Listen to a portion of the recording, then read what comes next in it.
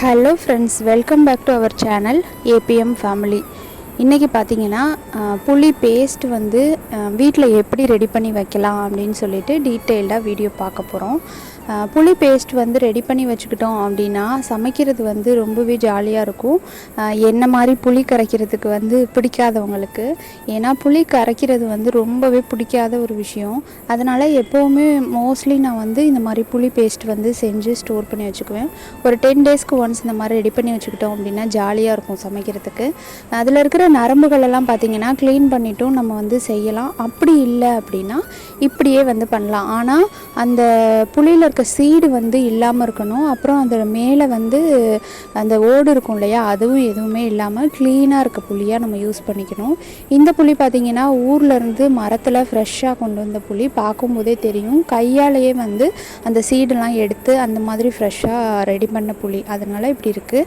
இப்போ வந்து இந்த புளியை வந்து ஒரு அரை மணி நேரம் வந்து நம்ம ஒரு வாஷ் மட்டும் பண்ணிவிட்டு நான் எப்போவுமே ஊற போட்டுருவேன். அந்த மாதிரி வந்து ஒரு அரை மணி நேரம் வந்து ஊறட்டும். அதுக்கப்புறம் வந்து நம்ம குக்கரில் சேர்த்துட்டு நல்லா ஒரு கைப்பிடி அளவுக்கு நல்லா ஒரு தாராளமாக இருக்க மாதிரி வந்து உப்பு சேர்த்து விசில் விட்டுக்க போகிறோம். ஒரே ஒரு விசில் விட்டால் போதும். ப்ரிசர்வேட்டிவ்க்காக கண்டிப்பாக உப்பு சேர்க்கணும், அப்போ தான் வந்து நல்லது. அதுக்கப்புறம் பார்த்திங்கன்னா விசில் அடங்கினதுக்கப்புறம் நல்லா ஆறுனதுக்கப்புறம் நம்ம மிக்சியில் போட்டு அரைச்சிக்க போகிறோம். மிக்சியில் போட்டு அரைக்கிறதுக்கு முன்னாடி வந்து அந்த நரம்புகளெல்லாம் வந்து நான் எடுத்துட்டு நான் வந்து மிக்சியில் போட்டேன். அப்போவும் குட்டி குட்டி நரம்புகள்லாம் சின்ன சின்னதாக இருக்கும் இல்லையா, அதெல்லாம் வந்து நம்ம அடுத்து ஸ்ட்ரெயின் பண்ணும்போது நமக்கு அதையும் நம்ம வந்து க்ளீன் பண்ணிடலாம். இப்போ பார்த்திங்கன்னா நல்லா மிக்சியில் வந்து பேஸ்ட் கன்சிஸ்டன்சிக்கு நல்லா அரைச்சி எடுத்துக்கிட்டேன், நல்லா பெரிய ஜாரில் போட்டு.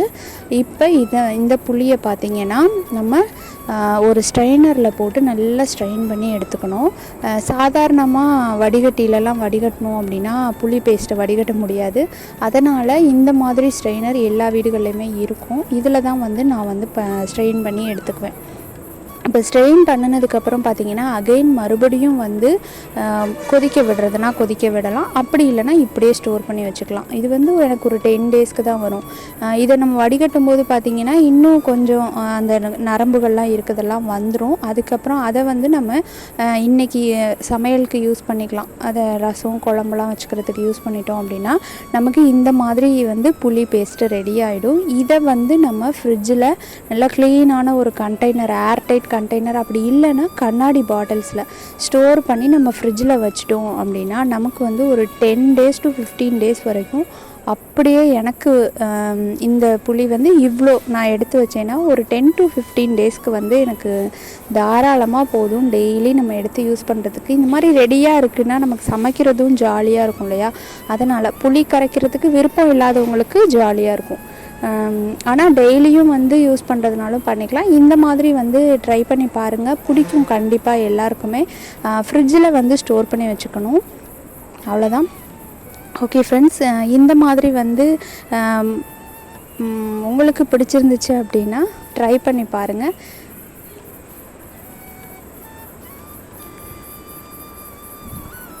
எனக்கு வந்து பார்த்திங்கன்னா ஒரு பெரிய பாட்டில்லையும் ஒரு குட்டி பாட்டில் 2 பாட்டிலில் வந்திருக்கு.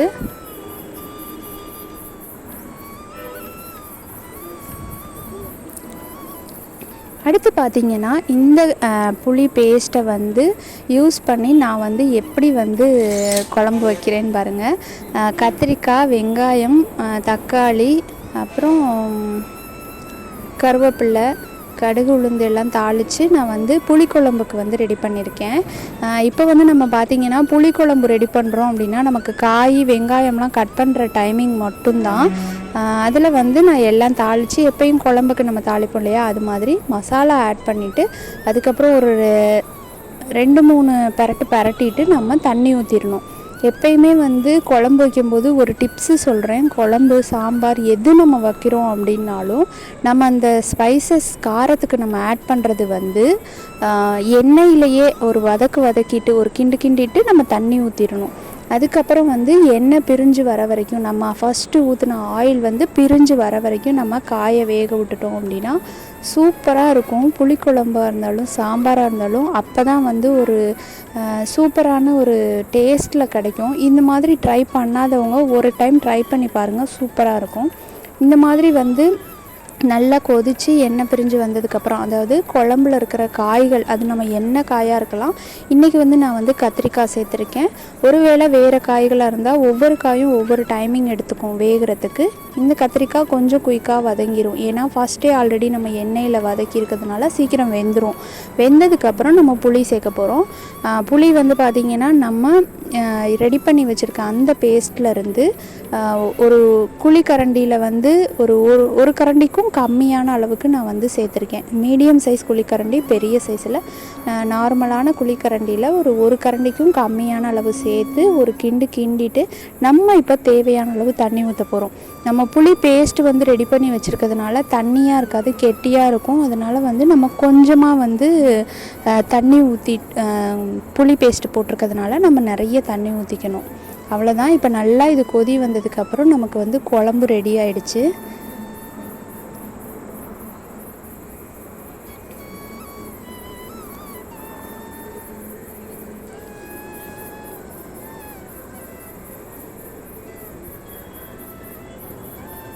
பார்த்திங்கன்னா சூப்பராகவே ரெடி ஆகிடுச்சு பாருங்கள். கத்திரிக்காய் மட்டும் போட்டு புளிக்குழம்பு. இந்த குழம்புல வந்து தாளிக்கும் போது ஒரு 10 பல்லு பூண்டு போட்டு நம்ம வந்து வதக்கியிருந்தோம் அப்படின்னா இன்னும் சூப்பராக இருந்திருக்கும். என்கிட்ட பூண்டு வந்து ஸ்டாக் இல்லை, ஸோ அதனால் நான் இன்றைக்கி பூண்டு போடலை. கடகடன்னு ஒரு புளிக்குழம்பு மட்டும் ரெடி பண்ணிட்டேன். அதுக்கப்புறம் பார்த்திங்கன்னா வியாழக்கிழமை வந்து நாங்கள் வந்து எங்கள் நாத்தனார் வீட்டுக்கு போயிருந்தோம். அவங்க வீட்டில் வந்து இந்த மாதிரி ஒரு பாபா நான் பார்த்தேன். எப்போ வாங்கினாங்கன்னு தெரியல, ஆனால் எனக்கு சொல்லும்போது ரொம்ப ஷாக்கிங்காக இருந்துச்சு. வியாழக்கிழமை அதுவுமா பாபாவோட பரிபூரணமான ஒரு ஆசீர்வாதம் எனக்கு கிடைச்ச மாதிரி ஒரு ஃபீல் ஆனுச்சு. ஏன்னா நம்ம ஒரு விஷயத்தை எதிர்பார்த்து போகிறது வேறு, திடீர்னு சர்ப்ரைஸாக அமைகிறது வேறு. அன்றைக்கி அப்படி தான் வந்து இப்படி ஒரு பாபாவை நான் பார்ப்பேன்னு எதிர்பார்க்கவே இல்லை. நம்ம எந்த சைடு போகிறோமோ, எந்த சைடு இருந்து ஆங்கிள்லேருந்து பார்க்குறோமோ அந்த ஆங்கிள்லேயே பாபா நம்மளை பார்த்து திரும்பி பார்க்குற மாதிரி வந்து ஒரு 3D எஃபெக்டில் இருந்ததுங்க பாருங்கள். கீழே வந்தால் கீழே பார்க்குறாரு குனிஞ்சு, மேலே ஆங்கிளில் போனால் மேலே நிமிர்ந்து பார்க்குற மாதிரி இருக்குது. சைடில் லெஃப்ட் சைடு போனால் ரைட்டு சைடு போனான்னு எந்த சைடு இருந்து பார்த்தாலும் நம்மளையே பார்க்குற மாதிரி ஏதோ ஆசீர்வாதம் பண்ணுற மாதிரி எனக்கு ஒரு ரொம்ப பயங்கரமான ஃபீலாக இருந்துச்சு. அதுவும் இல்லாமல் வியாழக்கிழமை அதுவுமா வந்து இப்படி ஒரு தரிசனம் கிடைக்கும் போது அது சொல்லவே வேணாம். பாபாவோட பக்தராக இருந்தால் இதை வந்து உணர்வுபூர்வமாக உணர முடியும். எனக்கு வந்து பாபா வந்து ஒரு ரொம்பவே பிடிச்சமான ஒரு காடு, ரொம்ப பிடிக்கும் அவரை. அவர் வந்து இந்த மாதிரி பார்க்குறது வந்து ரொம்பவே எனக்கு ஆச்சரியமாக இருந்துச்சு. இந்த மாதிரி ஒரு பெக்கர் பீஸ் மாதிரியான பீஸ் தான் இருந்தாலுமே வந்து அதில் பாபா இருக்கார் இல்லையா, அதான் எனக்கு ரொம்ப ஹாப்பியாக இருந்துச்சு. அன்னைக்கு போயிட்டு கொஞ்சம் நேரம் என்ஜாய் பண்ணிவிட்டு நைட்டு டின்னரையும் அங்கேயே முடிச்சுட்டு ரொம்ப ஜாலியாக சூப்பராக வந்தோம்.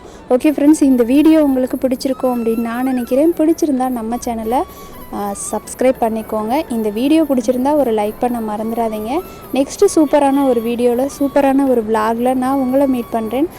Thank you so much. பாய்.